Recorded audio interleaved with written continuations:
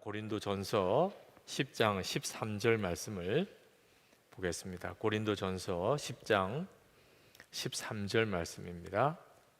한 절 말씀을 우리 다 같이 함께 읽겠습니다. 사람이 감당할 시험 밖에는 너희가 당한 것이 없나니 오직 하나님은 미쁘사 너희가 감당하지 못할 시험 당함을 허락하지 아니하시고 시험 당할 즈음에 또한 피할 길을 내사 너희로 능히 감당하게 하시느니라. 아멘. 우리가 살아가는 동안에 여러 가지 많은 시험이 있는데 이 시험은 그저 어려운 일이 생겼다는 뜻만은 아닙니다. 어려운 일이 생겨도 시험에 들지 않을 수가 있습니다. 시험에 들었다는 말은 어려운 일이 생기면서 그만 내 마음에 낙심이 오고 또 두려움이 생기고 나만 불행한 일을 겪는 것 같고 그래서 하나님도 원망이 되는 이렇게 되어지는 경우를 시험에 들었다고 말을 합니다. 유대에 전해져 내려오는 이야기 중에 이런 이야기가 있습니다. 천국에 가면 슬픔의 나무라고 하는 이름의 나무가 있다는 겁니다. 그 나무는 사람들이 그 나무에다가 자기 슬픔을 다 걸어놓고 가기 때문에 이름을 슬픔의 나무라 그렇게 붙였다는 거예요. 사람이 이제 죽어서 천국에 가면 천사들에게 자기 삶의 모든 내용을 다 이제 털어놓는데 유난히 나만 가장 불행한 사람이었어. 그런 마음에 원망이 있고 안타까움이 있는 사람 있으면 천사가 그 나무 쪽으로 그 사람을 데리고 간다는 거예요.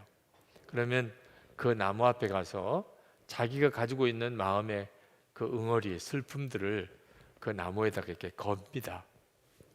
그리고 난 다음에 그 나무를 쭉 한 바퀴를 둘러봅니다. 거기에 여러 사람이 자기의 슬픔의 사연들을 걸어놓은 것이 있어서 그걸 쭉 보는 거죠.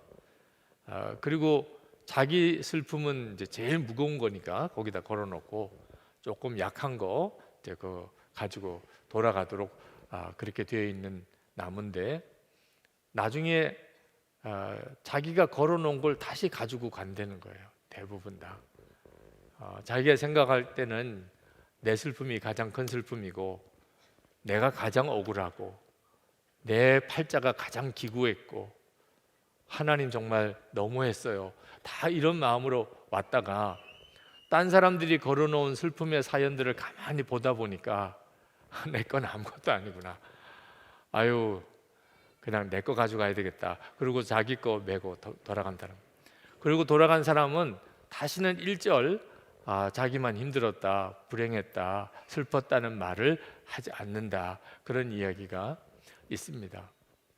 시험에 드는 것은 누구나 다 어려운 일을 겪으면 다 그렇게 되는 게 아닙니다. 어떤 사람은 진짜 시험에 들 수 있고요. 어려워서 낙심되고 원망되고 하나님도 믿어지지 않고 그렇게 될 수도 있고 어떤 사람은 오히려 그것으로 인해서 감사하고 기뻐할 수도 있는 겁니다. 오늘 주신 말씀이 어려운 일을 만났다고 다 시험에 드는 게 아니라는 것. 그리고 우리가 얼마든지 어려운 일 속에서도 기뻐할 수 있다는 사실을 말씀하고 있어요. 오늘 주님이 주신 약속입니다. 사람이 감당할 시험 밖에는 너희가 당한 것이 없나니 오직 하나님은 미쁘사 너희가 감당하지 못할 시험 당함을 허락하지 아니하시고 시험 당할 즈음에 또한 피할 길을 내사 너희로 능히 감당하게 하시느니라. 이 말씀을 읽으면서 어떤 분들은 정말 감당할 시험만 주실까? 실제로 자기가 너무 힘들다는 거죠. 도무지 감당할 수 없을 것 같은 생각이 드는 사람도 있습니다. 이제 끝났나 봐. 난 이제 완전히 절망이야.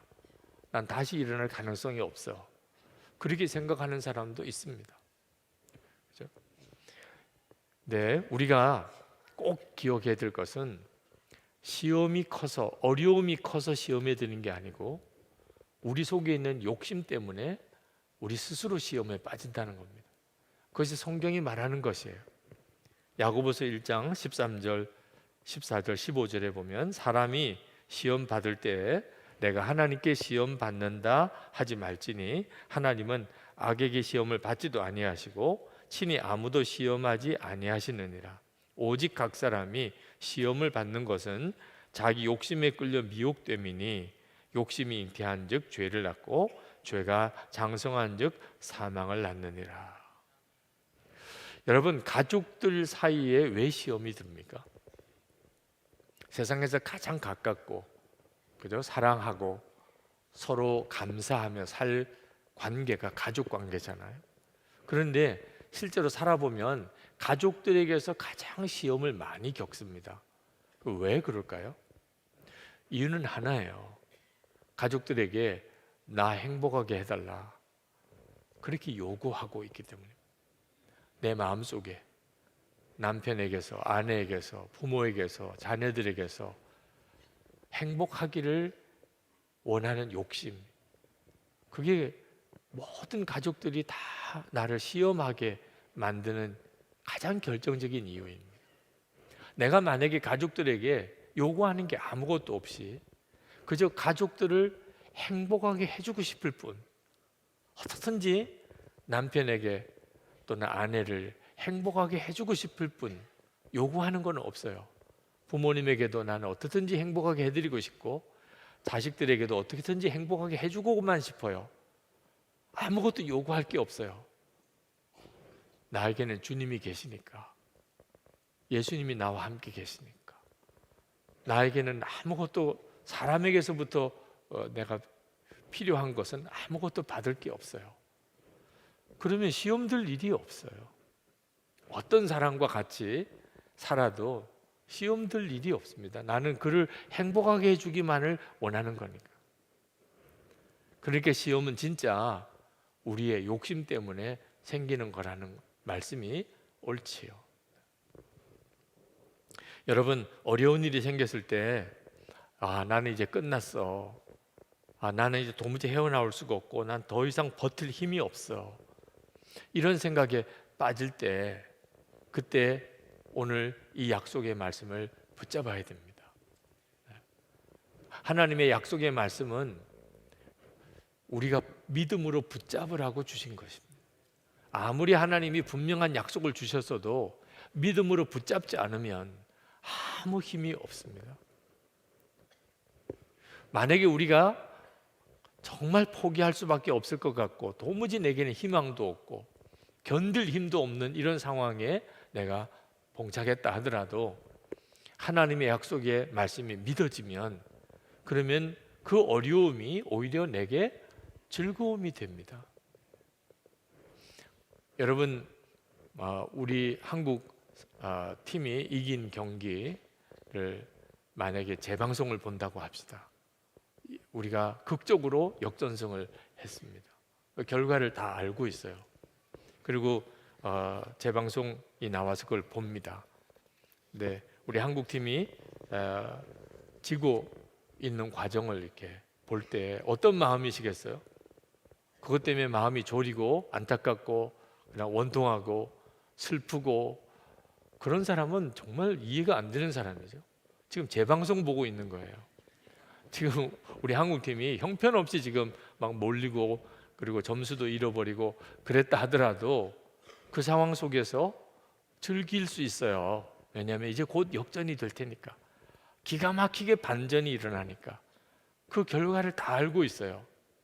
그래서 그 아주 아슬아슬하고 정말 질 것 같은 이런 위기 상황도 오히려 즐기면서 보는 거죠. 우리가 하나님의 약속의 말씀을 붙잡을 때 우리 안에 일어나는 엄청나고 놀라운 기적입니다. 이게 믿어지는 역사가 있을 때 일어나는 것입니다. 하나님의 약속의 말씀, 우리가 감당치 못할 시험 없다. 하나님은 감당치 못할 시험 주시지 않으신다. 하나님은 반드시 피할 길을 열어주신다. 이 말씀이 진짜 믿어지면 지금 여러분이 어떤 어려움 속에 있어도 결과가 이미 완전히 약속되어진 것입니다. 하나님은 능히 감당하게 하시고 그리고 피할 길도 다 열어주셨다. 뭐가 도대체 근심이 되고 염려가 돼요? 그죠? 지금 현재 어려운 속에 있지만 찬송하고 감사할 수 있는 거죠. 내 마음의 영혼은 기쁠 수가 있는 거죠. 오늘 이 고린도전서 10장 13절에서 우리가 어려운 일을 만나서 시험에 빠질 위기에 처해졌을 때 우리가 꼭 붙잡아야 될 세 가지 약속을 찾아낼 수가 있습니다. 첫 번째는 우리가 반드시 감당할 시험 밖에는 당한 것이 없다는 것입니다. 감당할 시험 밖에는 당한 것이 없다. 다시 말하면 지금 내가 어떤 어려운 일을 만나도 감당할 수 있는 힘이 우리에게 있다는 것입니다. 하나님이 욥을 시험하게 했습니다. 사탄이 하도 욥을 참소하니까, 사탄이 참소한 내용은 하나님이 잘해 주시니까 저도 하나님을 잘 믿는 겁니다. 만약에 하나님이 저의 좋은 것을 다 걷어가시면 반드시 사람은 하나님을 저주하고 원망하고 하나님 떠납니다. 하나님이 그러면 욥의 생명은 건드리지 말고 나머지는 다 뺏어가 봐라, 이렇게 하나님이 허락해 주었어요. 이 이유는 하나님이 욥이 그 시험을 감당할 수 있다고 믿으셨기 때문에. 욥은 그런 일을 만났을 때 얼마나 휘청거렸는지 모릅니다. 이해할 수도 없었어요. 자기에게 왜 이런 일이 일어나는지. 자식 다 죽었죠. 재산 다 잃어버렸죠. 자기 몸에는 악창이 생겼죠. 이제 남은 것은 죽는 것밖에 남지 않았습니다. 왜 자기에게 이런 일이 벌어지는지 아무리 하나님 앞에서 돌아봐도 아무런 그런 어떤 죄책감을 느낄 만한 일조차 없는데 왜 하나님은 나에게 이렇게 하시나? 하나님은 욥이 감당할 수 있다고 믿었으셨어요. 그래서 그 시험을 허락하신 겁니다. 여러분들도 어떤 시험을 만날 때 분명하게 믿으셔야 돼요. 하나님이 이 일을 내게 주신 것은 내가 능히 이것을 감당할 수 있으니 주신 것이다. 이렇게 믿어질 때 문제를 보는 눈이 확 달라집니다. 제가 군목 훈련 받을 때 이제 마지막 3년 차에 마지막 주간 유교 훈련이 남았습니다. 유교 훈련 받으러 갔는데 아주 큰 암벽을 외줄로 타고 내려오는 그런 코스예요. 제가 보니까 저는 할 수 없는 일이더라고요. 조교의 시범을 보니까 줄 하나 잡고 그 절벽 꼭대기에서 뛰어내리더라고요. 저건 사람이 할 수 있는 일이 아니라고 생각이 들었어요. 그래서 저거는 그냥 보여주는 건 줄 알았어요. 근데 우리를 데리고 그 절벽 꼭대기로 올라가서 이제 한 사람 한 사람씩 그 조교가 한 것처럼 줄 하나 붙잡고 뛰어내리라는 거예요. 근데 제가 맨 앞에 섰어요. 어떻게 도망갈 방법이 없어요. 중간에 있든지 뒤쪽에 있으면 어떻게든지 뒤로 가가지고 하여튼 뭐 좀 그 어려움을 면해 볼까 할 수도 있겠는데 맨 앞에 있어요. 교관이 딱 보는 앞에. 그리고는 이제 저부터 먼저 이제 위치하라는 거예요. 절벽 끝에 서라는 겁니다. 줄 하나 붙잡고. 저는 도무지 뛰어내릴 자신도 없었고 그런 능력도 저에게는 없었던 저였지만 피할 길도 없었어요. 안 하겠다고 못 하겠다고 할 수도 없는 상황이었어요. 근데 그때 제 머릿속에 번개같이 떠오른 생각이 할 수 있으니까 하라고 했겠지. 아니 떨어져 죽으라고 하지는 않았을 것 같아요. 그죠? 목사 한 사람 절벽에서 떨어져서 죽으면 거기 있는 다 훈련소장들이나 다들도 어려울 텐데, 그러니까 안 죽을 테니까 떨어지라고 하는 거겠지. 그래서 마음에 그러자, 시키는 대로 하자 하여튼. 그래서 줄 매주고 그리고 자세 취하라는 대로, 그리고 절벽에 그냥 몸을 딱 눕혔더니 아우 정말 세상에 제가 절벽에 딱 붙어 서 있는 거예요. 떨어지지 않고. 그리고는 조금씩 이렇게 손을 풀어주니까 그 절벽을 이렇게 점프해서 뛰어내려오게 되더라고요. 한순간에 그냥 밑에 와 있었어요. 내가 어떻게 내려왔는지 지금도 기억이 잘 안 나요. 하여튼 분명한 것은 조금 전에 위에 있었는데 그냥 제가 아래에 내려와 있었다는 겁니다. 그때 제가 참 귀한 것을 깨달았어요. 믿음으로 산다는 것, 믿음으로 순종한다는 감각을 그때 깨달았어요. 아, 믿음으로 사는 건 이렇게 하는 거구나. 도무지 할 수 없을 것 같은데, 나는 도무지 할 수 없는 일 같은데 하나님이 나를 죽이시려고 하지 않으신다. 이거 믿고 하여튼 주님이 말씀하신 대로만 하면 어느 순간에 그 어려움은 싹 다 지나가고 있는 거예요. 그러니까 우리가 어떤 어려움을 만나고 어떤 시험거리가 생길지라도 첫 번째 우리가 붙잡아야 될 것은 감당할 시험밖에는 주시지 않았다는 거예요. 두 번째는 하나님은 절대로 감당치 못할 시험 우리에게 허락하지 않으신다는 겁니다. 오직 하나님은 미쁘사 너희가 감당치 못할 시험 당함을 허락지 아니하시고, 어려운 일을 당하면 하나님을 원망하는 사람이 생깁니다. 교회 잘 다니다가도 어려운 일이 생기면 교회 안 나오는 사람이 있어요. 하나님에 대한 원망이 있는 거죠. 내가 그렇게 교회 열심히 나가 주었는데 이런 어려운 일을 당하게 하나, 마음에 이렇게 딱 시험이 드는 겁니다. 그래서 일부러 절에 가는 사람들, 하나님 보라고 나에게 그렇게 어렵게 했으니 내가 절에 간다고, 이런 사람도 있어요. 말을 해도 하나님을 부정하고 또 하나님께 아주 욕을 하는 사람도 있습니다. 충분히 그런 심정을 이해할 수는 있어요. 아직도 믿음이 연약하니까, 말씀을 붙잡는 믿음은 못 되니까 어려운 일이 생긴다고 그래서 그걸 하나님을 원망하는 일일 수도 있어요. 그렇기 때문에 믿음이 필요한 거예요. 말씀을 붙잡는 믿음이 그래서 필요한 거예요. 다 이해가 되고 다 설명이 되면 도대체 믿을 이유가 뭐 있습니까?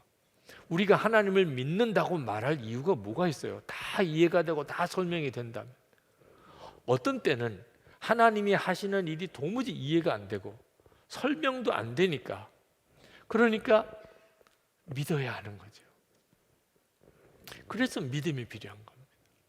주님이 우리에게 주신 약속의 말씀은 하나님은 미쁘사 너희가 감당치 못할 시험 당함을 허락지 않아야 하셨다. 하나님께서 우리가 감당할 수 없는 일이라면 주시지도 않았다는 거예요. 영락교회 민병운 권사님이라고 계십니다. 물론 옛날 분이세요. 의사셨습니다. 근데 이분이 어느 책에서 간증하신 것을 참 감동 깊게 읽었습니다. 그분이 어느 날 외진을 갔다가, 옛날에는 의사분들이 외진도 나가셨죠. 외진을 나가셨다가 병원으로 돌아오니까 어느 환자가 와 있더래요. 근데 여자분이 아픈데 남편분이 옆에서 굉장히 근심 어린 그런 눈으로 이제 진찰을 해달라고 해서 진찰을 해보니까 아주 시급히 수술이 필요한 환자들입니다. 암은 아직 암이라고 할 수는 없지만 진찰을 해보니까 포도상 귀태라는 진단이 나왔습니다. 악성 상피종으로 발전할 수도 있는 그런 아주 안 좋은 그런 상태에 있어서 급히 수술을 합시다. 근데 문제는 이분이 워낙 가난해서 수술비가 없는 거예요. 그때 당시에 수술비 50여만 원이었는데 아마 요즘으로 따지면 한 500만 원에서 1000만 원 정도 해당되는 돈입니다. 네, 그분이 그 돈이 없어요. 그랬더니 그 남자분이 우선 가 입원이라도 시켜주세요. 그래서 내일 수술을 할 수 있기 전까지 자기가 입원비, 수술비를 마련해 오겠다고. 그러면서 하시는 이야기를 들어보니까 친척분 한 분이 굉장히 잘 사는 분이 계셨대요. 그래서 그분 찾아가서 좀 수술비 부탁을 드리고 오겠노라고. 그러고는 가셨습니다.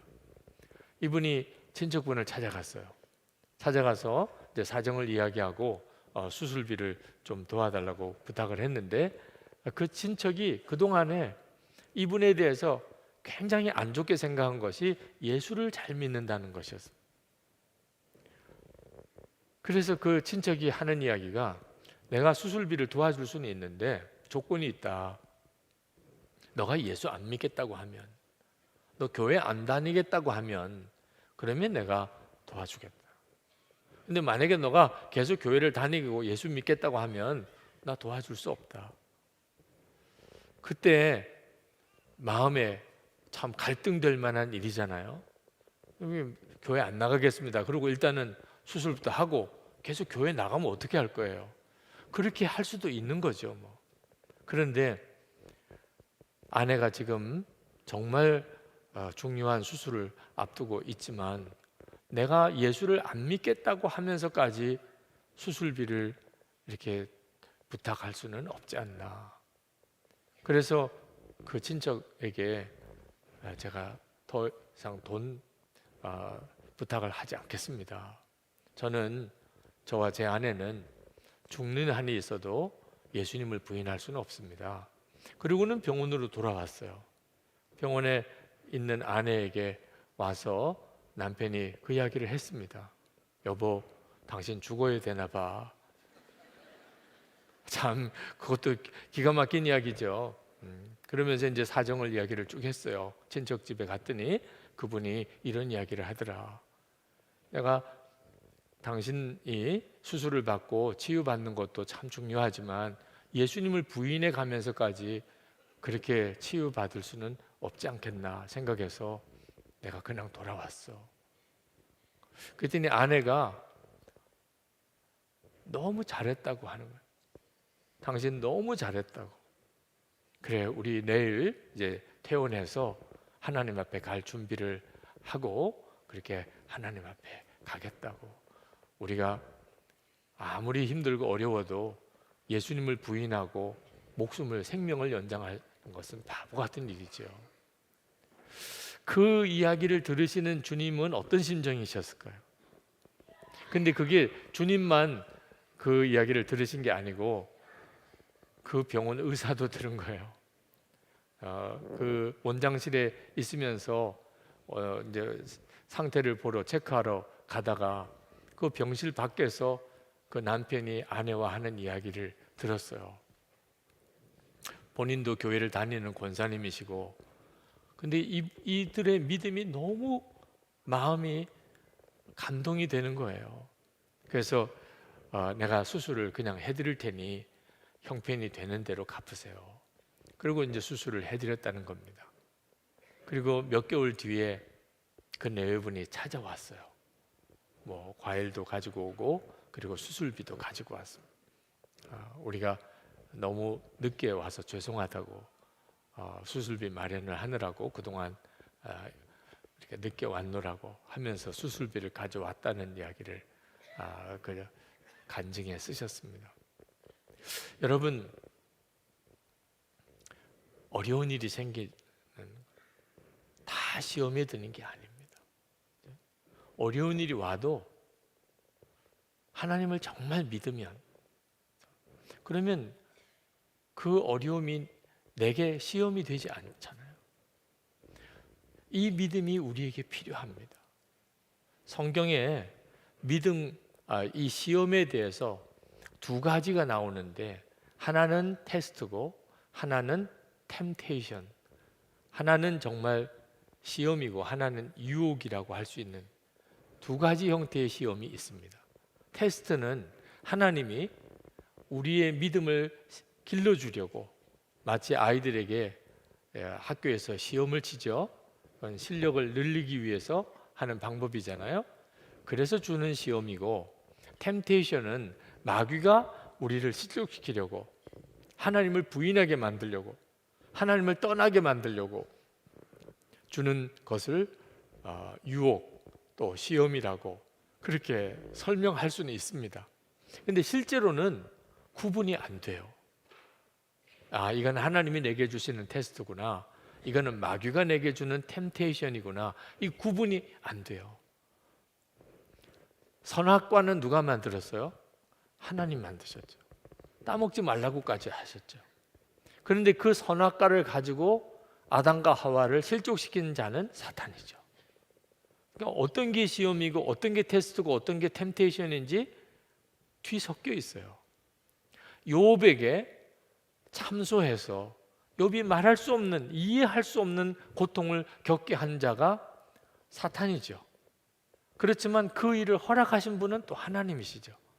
사탄은 욥을 완전히 믿음을 무너뜨리려고 했고, 하나님은 그 일을 계기로 해서 욥의 믿음을 증거하시려고 하셨죠.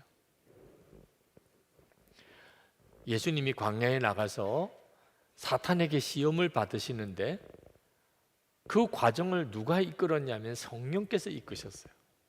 그 성령의 이끌림을 받아 광야에 나가 사탄에게 시험을 받았었습니다. 그러니까 성경을 가만히 읽어보면 하나님이 하시는 테스트와 마귀가 하는 템테이션이 같이 뒤섞여 있습니다. 그러니까 이것이 하나님이 주시는 시험인지 마귀가 주는 시험인지 이거 구분하는 일은 쓸데없는 일입니다. 한 가지 우리가 분명히 믿을 것은, 내게 만약에 어떤 시험이 될 만한 어려움이 생겼다면 그런데 하나님이 나를, 내 믿음을 견고하게 하기 위하여 허락하신 것이라는 확신을 갖는, 그게 확실히 믿어지면 그러면 어려운 가운데 내 마음에 실족함이 없어요. 중요한 것은 하나님의 약속의 말씀을 내가 정말 믿는 겁니다. 세 번째, 하나님께서 우리에게 오늘 시험을 당했을 때 우리로 하여금 이기게 하시는 세 번째 약속은 어떤 어려운 일이 생길지라도 반드시 피할 길을 열어주셨다는 겁니다. 여러분이 이 사실을 정말 분명하게 믿으실 수 있게 되기를 바랍니다. 어떤 어려운 일이 와도 반드시 하나님은 피할 길을 열어주셨다는 것. 그러므로 우리가 어떤 큰 어려움을 이렇게 만나면 하나님이 피할 길을 이미 예비하셨다는 것을 분명하게 믿고 나가야 합니다. 그럼 그거 어떻게 하라는 거죠? 어려운 일이 생겼는데 하나님이 나에게 분명히 피할 길을 열어주셨다. 그걸 믿는다는 것은 어떻게 하는 거죠? 어려움 중에 감사하는 겁니다. 이미 하나님은 피할 길 열어주셨으니까. 지금 내 눈에는 안 보이지만 반드시 하나님이 그 길을 준비하셨으니까. 그러니까 마음으로 감사하는 거죠. 항상 하나님의 역사는 어떤 일이 일어나기 전에 믿음으로 반응하기를 원하십니다. 여러분이 진짜 하나님은 감당하지 않을 시험 주신 적 없고 우리에게 어떤 어려운 일이 생기면 반드시 피할 길을 열어주신다는 게 정말 믿어지면 꼭 결과를 보고 난 다음에 감사할 이유가 뭐 있어요? 어려운 일이 생겼을 때 바로 감사하는, 하나님 찬양합니다 하는 거죠. 그때 우리 속에 하나님이 이미 나를 알고 계시고 내 문제도 알고 계시고 피할 길도 열어주셨구나 하는 것을 확실하게 내가 체험하게 됩니다. 한 번은 차를 타고 가다가 어느 목사님 설교하시는 것을 들었어요. 그 목사님이 설교하시다가 자기 간증을 잠깐 하시더라고요. 목회를 하면서 교회도 꽤 부흥이 되고 그리고 목회적인 열매도 굉장히 이제 많이 풍성하게 맺어지는 그런 때에 갑자기 마음에 영적인 답답함이 몰려왔대요. 기도도 잘 안 되고 기도하려고 해도 5분도 기도를 못하고 찬양 감사하는 마음에 다 식어지고 아내도 아이들도 다 귀찮기만 하고 목회도 다 재미도 없고 그런 마음의 답답함이 갑자기 찾아왔는데 이게 해결이 안 되는 겁니다. 그가 한 번은 새벽에 나가서 기도하는데 내가 왜 이러지? 큰일인데 이런 생각이 들었다가 순간 깨달아지는 것이 마귀가 역사하지 않으면 어찌 이런 일이 일어나겠는가? 정신이 번쩍 들더래요. 마귀가 역사하지 않는다면 멀쩡히 목회 잘하다가 기도도 안 되고 찬송도 안 되고, 그리고 가족들도 다 귀찮기만 하고 교인들도 다 귀찮기만 하고, 어떻게 이런 일이 있겠냐. 그래서 그가 기도가 안 될 때는 그냥 오늘은 기도가 안 돼 이러고 일어났던 그분이 소리를 지르기 시작했다. 주여! 여러분, 주여는 괜히 지르는 게 아닙니다. 네. 정말 기도가 잘 안 될 때, 정말 답답할 때, 눌릴 때, 그때 부르짖는 거죠. 그렇게 몇 번을 주여 하고 외쳤대요, 새벽기도 시간에. 근데 갑자기 심령이 확 열리는 거예요. 다시 기도가 터지고 찬송이, 그리고 감사가, 기쁨이 일어나더라는 거예요. 뭐 그런 내용의 간증을 설교 중에 잠깐 하셨어요. 제가 그 설교를 들으면서 제가 그동안에 겪었던 여러 가지 많은 일도 똑같다는 것을 깨달았습니다.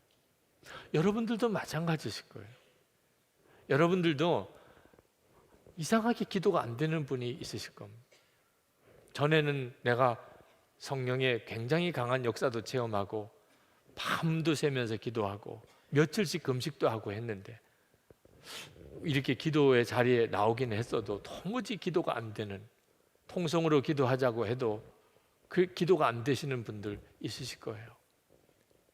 마음의 기쁨도 다 사라지고 가까이 있는 사람들 다 원망만 되고 모든 일이 다 짜증스럽고, 그러신 분 혹시 있으시다면 여러분이 분명히 믿으셔야 될 것이 있는데, 여러분 안에 계신 주님은 충만할 때 그분이나 지금이나 동일하시다는, 하나님이 여러분에게 베푸신 은혜는 조금도 약해진 적이 없다는 겁니다. 그런데 왜 내 마음은 이렇죠? 악한 영이 내 영적인 상태를 심각하게 공격하고 있는 거죠. 그렇지 않으면 있을 수가 없는 일이니까. 그럴 때는 여러분이 큰 소리로 주의 이름을 부르고 기도하는 일이 필요합니다. 도무지 기도가 안 되시는 분은 기도가 잘 되는 분과 함께 짝기도 하시는 것도 필요해요. 이렇게 금요 성령 집회 때 와서 기도에 참석해 보면 기도에 힘이 있는 분이 보이잖아요. 그렇죠? 기도하다 보면 어느 분이 유난히 큰 소리로 기도하시는 분도 있잖아요. 그러면 그 옆에 가서 앉으시는 거예요. 조금 미안하긴 하지만 우선 내 영혼이 살아야 되잖아요. 그리고 같은 남자분끼리 또 같은 여자분끼리라면, 이성이면 좀 조심해야 하겠지만 같은 남자분 여자분끼리라면 제가 오늘 심령이 매우 답답합니다. 기도는 해야 될 제목이 많은데 도무지 기도가 안 됩니다. 저와 좀 같이 함께 좀 기도해 주실 수 없겠습니까? 안 된다고 그러는 분이 있으면 그건 정말 악령의 사람이겠죠. 절대 그런 일은 없을 거예요. 정말 성령께서 그렇습니까? 같이 기도하십시다. 누구나 다 그렇게 합니다. 하여튼 어떻게 해서든지 여러분의 영적인 상태에서 돌파하는 일이 필요해요. 그러면 금방 압니다. 금방 그 상황이 확 바뀌어져 버려요. 내 기도가 터지고 이제는 더 이상 누구의 기도를 의지할 필요가 없어요. 그냥 하나님 앞에 간절히 나가 매달리고 기도하게 됩니다. 악한 사탄의 역사가 있구나, 그것만 분별할 수 있으면 돼요. 그래서 내가 절망하게 되고 하나님 바라보지 못하게 되고, 그리고는 어려움이 생겼다고 시험에 빠져버리는 겁니다. 제가 부산에서 목회할 때 한번 교회에 큰 어려움이 생겼어요. 큰 싸움이 벌어졌습니다. 저는 목회를 포기할 그런 생각을 했을 정도입니다. 난 도무지 이 교회를 목회할 수가 없다고. 그 다음날 새벽기도 가는데 갑자기 마음에 생각이 드는 거예요. 마귀가 역사하고 있구나.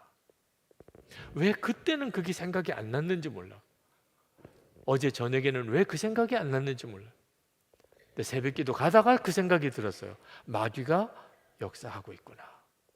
새벽기도 나가서 기도하는데 마귀가 역사하는 거라면 마귀가 원하는 대로는 하지 말아야 되겠다.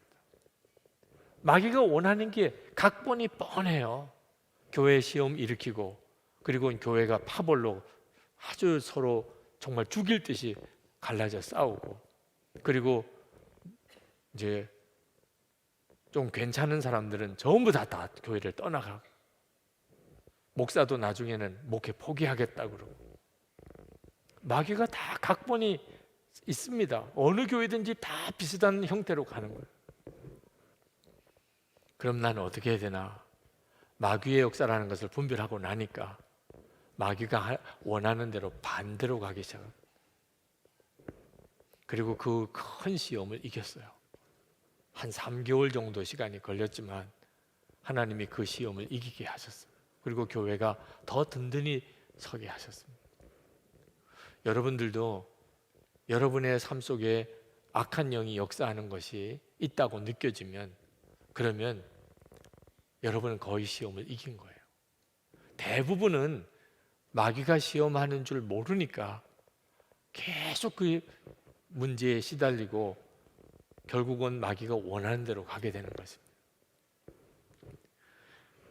마귀가 시험한다고 생각이 될 때, 그때 이길 수 있는 길은 먼저 믿음으로 주님을 부르고 감사하고 찬양하는 것입니다.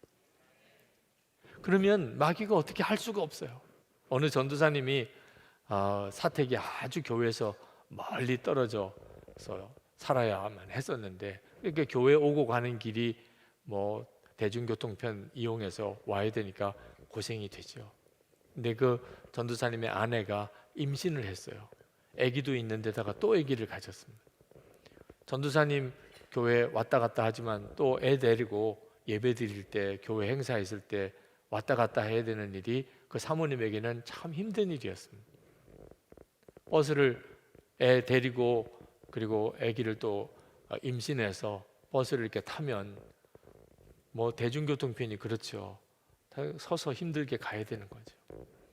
그런데 이따금 자기가 그런 몸인 줄 알고 자리에서 일어나 주는 사람이 있습니다. 얼마나 반가운지. 근데 애도 있죠. 또 그러니까 아기도 임신도 했지요. 그러니까 그 자리까지 가는 동안에 딴 사람이 앉는 거예요. 그때는 또 더 허탈해지고 힘이 다 빠지는 것 같고, 하나님 제발 자리가 누가 양보해 주는 사람이라도 있으면 그 자리에라도 앉을 수 있게 해달라고. 그러다가 번뜩 든 생각이 있었어요. 그래서 그 다음에 버스를 탔는데 누가 내리려고 일어서더래요. 저기 가서 앉아서 가면 좀 좋겠다, 그런 마음이 드는데 꽤 거리가 있어서 딴 사람이 거기에 딱 앉더래요. 이렇게 하면 안 되겠다고 싶어서 그 다음에는 누가 일어나면 감사합니다, 그리고 소리를 먼저 질렀대요. 네. 주여 감사합니다. 그러니까 누가 이렇게 앉으려고 그러다가 깜짝 놀라서 돌아보니까 애도 들쳐안고 또 애까지 이렇게 배가 불러있는 아주머니가 그 자리를 보고 감사합니다 그러고 있는데 어떻게 앉겠어요. 와서 앉으시라고. 그래서 앉아서 그 다음부터는 버스 타고 다니면서 많이 편안해졌다. 네. 감사합니다 고백하고 외치는 일이 영적인 힘이 있어요. 주님은 피할 길을 열어두신 게 분명해요. 예수를 믿으면 우리 안에는 이미 성령의 충만함이 이미 왔어요. 근데 내가 믿음과 순종으로 그것을 취해야 얻게 되는 거지. 그냥 가만히 있는데 내 심령의 평강, 기쁨, 감사가 넘치기를 기다려서는 죽을 때까지 그 경험 못할 수도 있습니다. 이미 우리 안에 와 계세요. 주의 성령은 이미 우리 안에 충만하십니다. 이것이 하나님이 내게 주실 피할 길이에요. 성령에 충만하면 시험 들 사람이 누가 있겠습니까? 그리고 또 하나, 하나님의 말씀에 귀를 기울여야 한다는 거예요. 성경을 읽어보면 베드로가 예수님을 3번 부인한 정말 큰 시험에 빠졌던 사건이 나옵니다.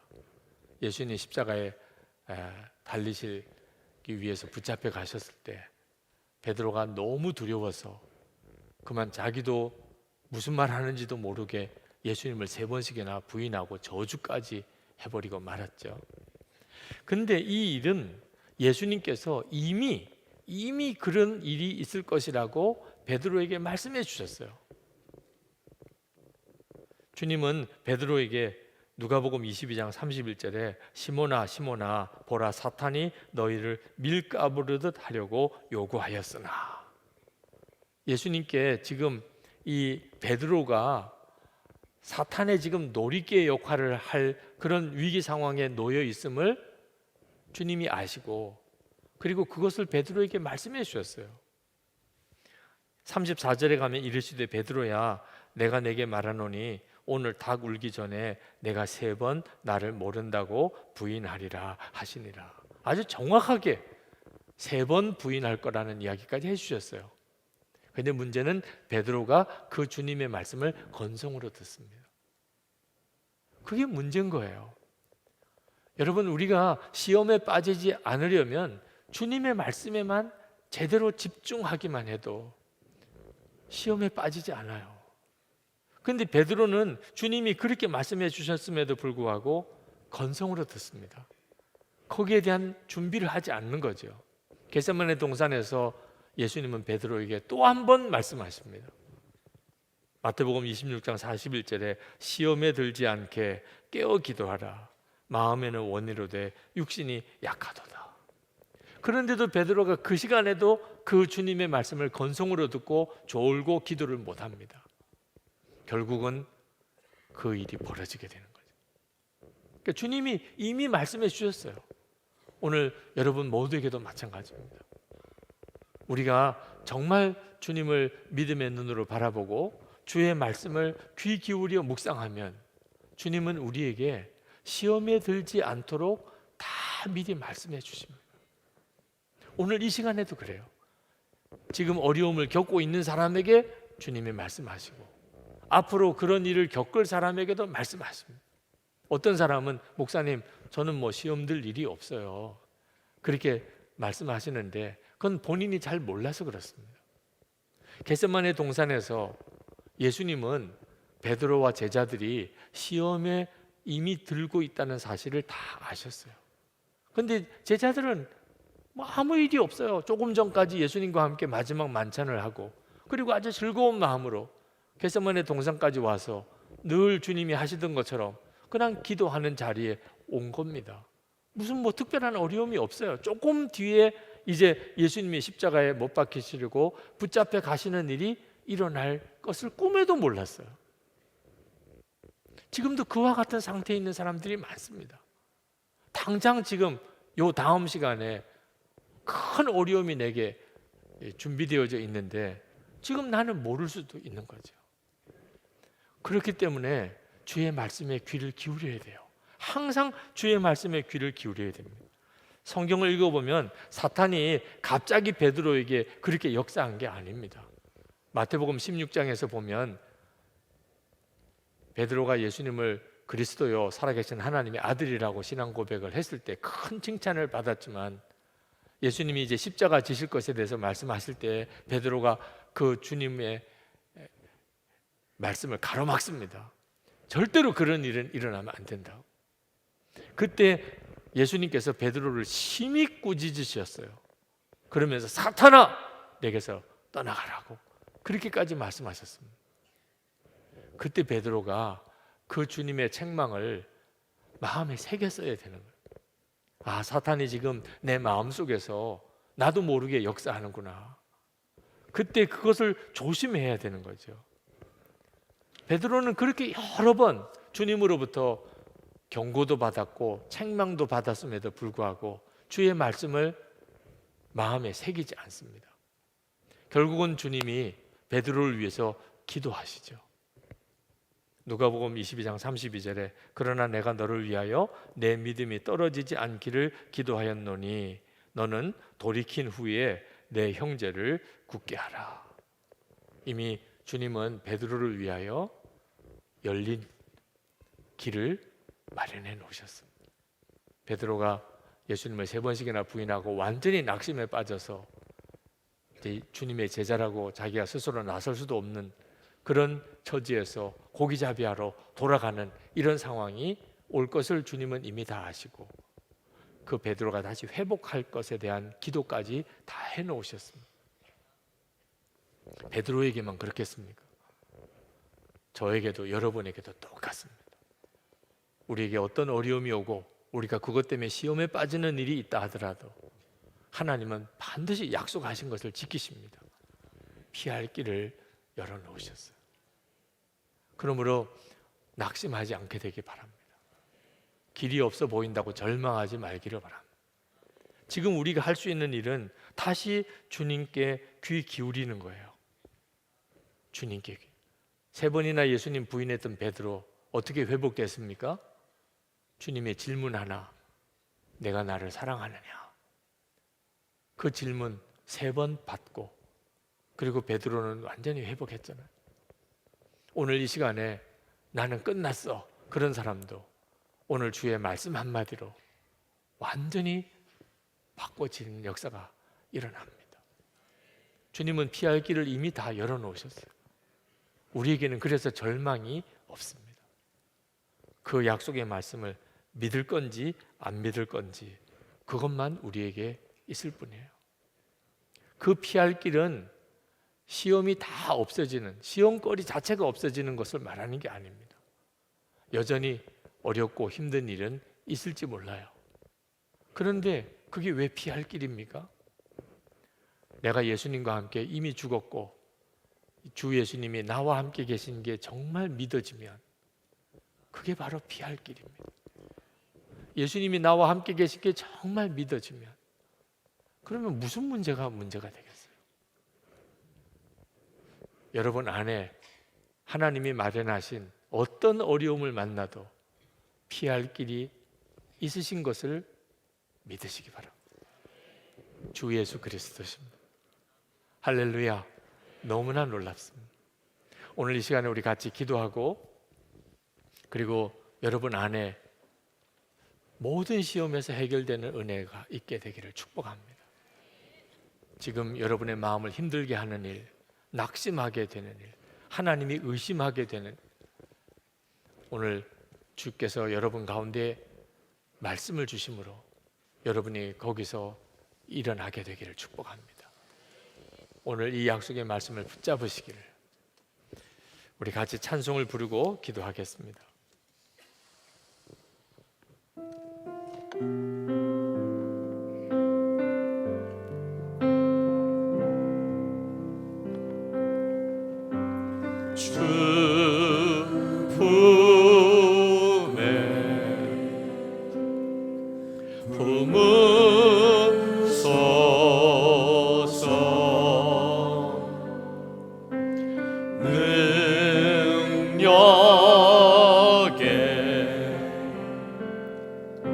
발로 덮으소서.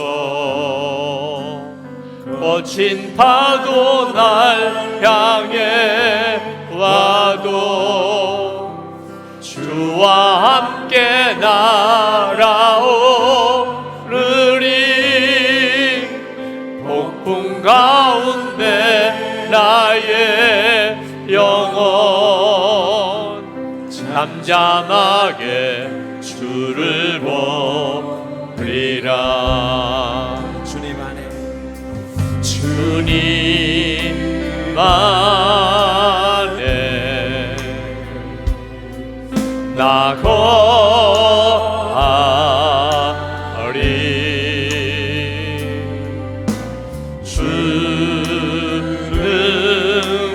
주는요 나 잠잠히 믿네. 거친 파도 날 향해 와도 주와 함께 날아오르리. 어둠 가운데 나의 영혼 잠잠하게 주를 보리라.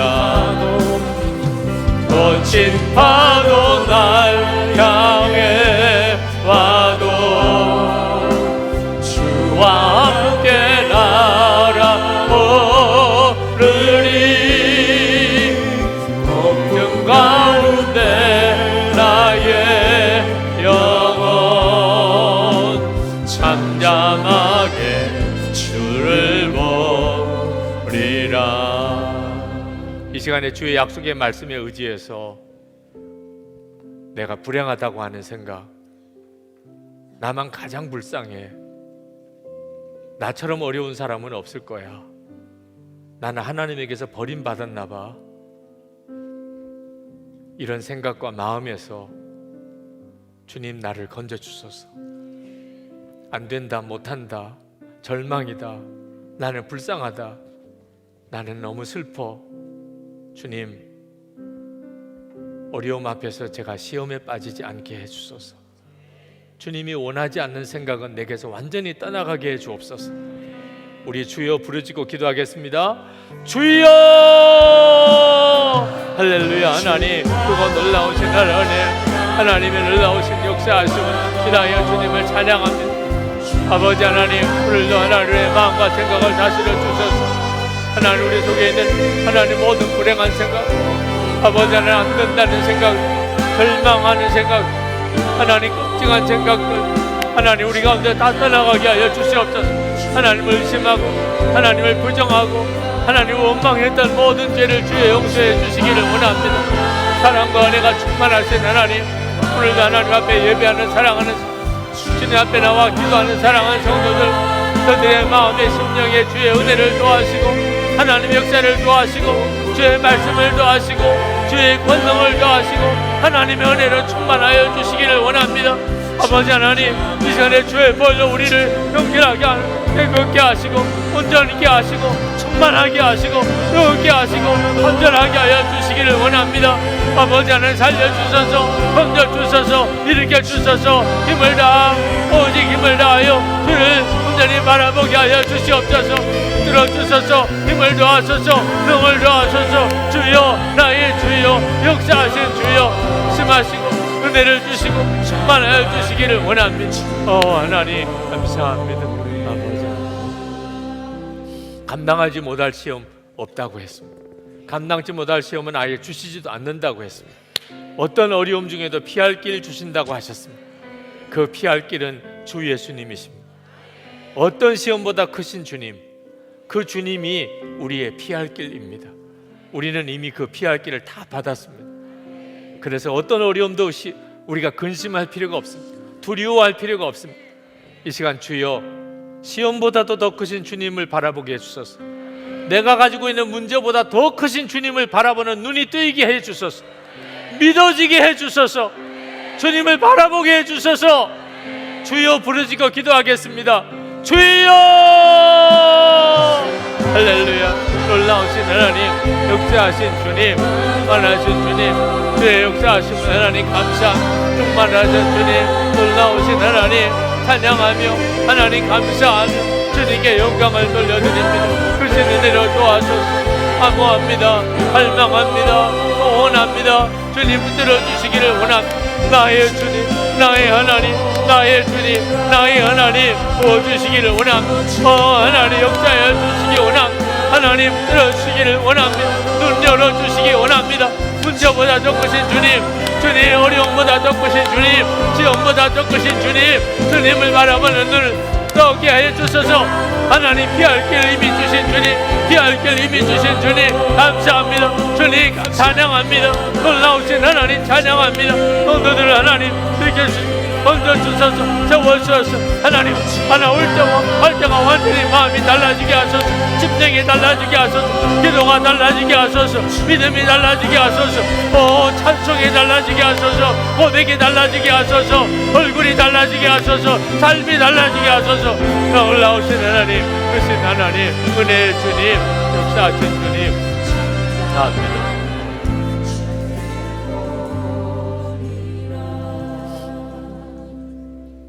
안수기도가 필요하신 분들 내려오셔서 아랫단에서 기도 받으시기 바랍니다. 여러분 강단에 올라오셔서 기도하시기를 권해드립니다. 오늘은 주님이 여러분을 시험에서 건지실 말씀을 주실 것입니다. 말씀이 임하시는 순간에 주님이십니다. 그 말씀은 능히 우리를 어떤 시험 가운데서 건질 약속이 됩니다. 능력이 됩니다. 여러분의 생각이 완전히 달라지고 교회에 올 때와 갈 때가 완전히 달라지고 믿음이 달라지고 기도가 달라지고 찬송이 달라지게 해주실 수 있습니다. 주님은 오늘 그렇게 하시기 위해서 여러분을 여기에 오게 하셨습니다. 어떤 시험에서도 오늘 기도하는 중에 여러분이 완전히 새로워지게 되실 겁니다. 우리 마지막 기도하실 때 주여 제게 시험을 이길 그 말씀을 주소서, 말씀으로 제게 함께 해 주소서, 다시 저를 일으켜 주소서, 오히려 내가 찬송하고 감사하며 담대하게 나아갈 수 있게 해 주옵소서. 우리 주여 3번 부르짖고 기도하겠습니다. 주여 주여 주여. 우리가 대도하시고 하나님 역사하신 주님, 놀라우신 하나님의 은혜를 감사합니다. 충만하신 그 은혜를 찬양합니다. 놀라우고도 충만한 주님의 은혜에 감사드립니다. 하나님 주관해 주소서, 하나님 역사해 주소서, 하나님 충만해 주소서. 우리의 마음과 심령을 주님 온전히 사로잡으시고 하나님의 능하신 손에 붙들어 주시고 주님의 은혜의 장중에 사로잡아 주시기를 원합니다. 나의 주 나의 하나님, 오늘도 하나님 주님 앞에 나와 기도하는 사랑하는 성도들을 주께서 하나님 친히 말씀으로 임하